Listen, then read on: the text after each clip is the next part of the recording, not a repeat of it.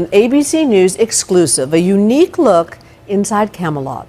The story is told by the First Lady about her husband, the President. The details are in those never-before-released tapes made by Jacqueline Kennedy just 4 months after John F. Kennedy's assassination.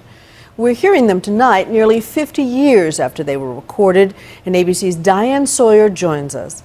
Diane, what surprised you the most the first time you heard those tapes? Well, I think Cynthia, and I'm sure this was true for you too, the most surprising thing of all is that she did the tapes. We only saw the sunglasses and the smile. We never expected to learn what was behind it. But now we know from these tapes that she was irreverent, that she spoke very personally, including about who she was inside this very famous marriage. They are one of the most romanticized couples in American history, but their lives, their marriage, always hidden behind the curtains of Camelot. Life with him was always so fast that it isn't until you look back that you see what happened when. Now, for the first time, from the tapes, we know what she thought when she first met him. Jack was young and loved, everything. It was a dinner party. She was a photographer for the society pages of a newspaper. She was dazzled by him. Jack was the most unself-conscious person I've ever seen. He just naturally could be attractive in a crowd or a room. Their daughter, Caroline Kennedy. Is there one phrase in the whole tapes that you think about the most? Well, probably when she says of the White House, these were our happiest times. It's funny, I used to worry about going into the White House. It'll be a goldfish bowl, the Secret Service, I'll never see my husband. Then you found out that, it was really the happiest time of my life. It was when we were the closest.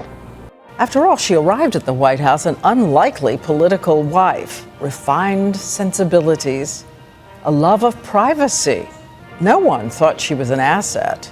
I was always a liability to him, that everyone thought I was a snob from Newport who had bouffant hair and had French clothes and hated politics. He knew I was being myself and that I did like to stay in the background. I think he appreciated that in a wife. And he married me really for the things I was. Beautiful, gracious, and an ardent student of history. Together, they read about all the great civilizations and dreamed of changes in America. And she says on the tapes, he loved that most of all, she was devoted to making him happy.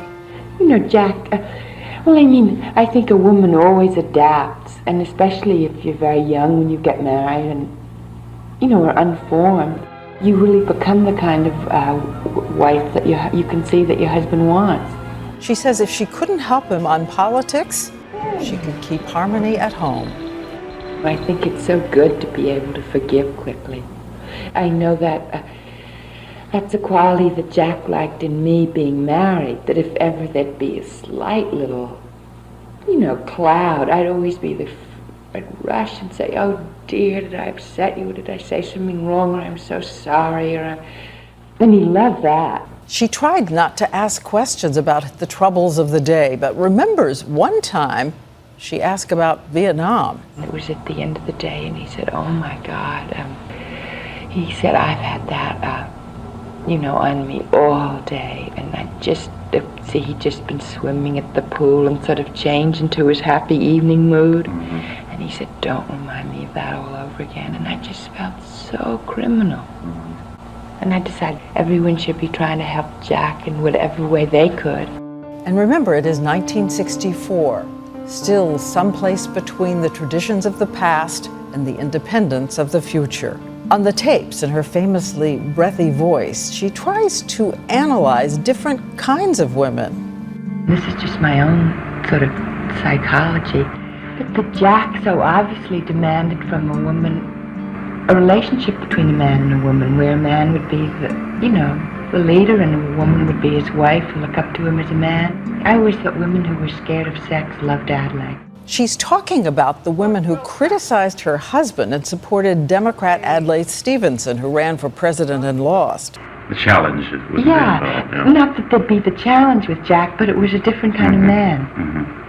So, you know, all these sort of twisted, poor little women whose lives hadn't worked out could find a balm in Adelaide. And Jack made them nervous. Someone said, "Where do you get your opinions?" And I said, "I get all my opinions from my husband," which is true. How could I have any political opinions? You know, his were going to be the best. I mean, it was really a rather terribly Victorian or Asiatic relationship which we had, which I think The Japanese wife.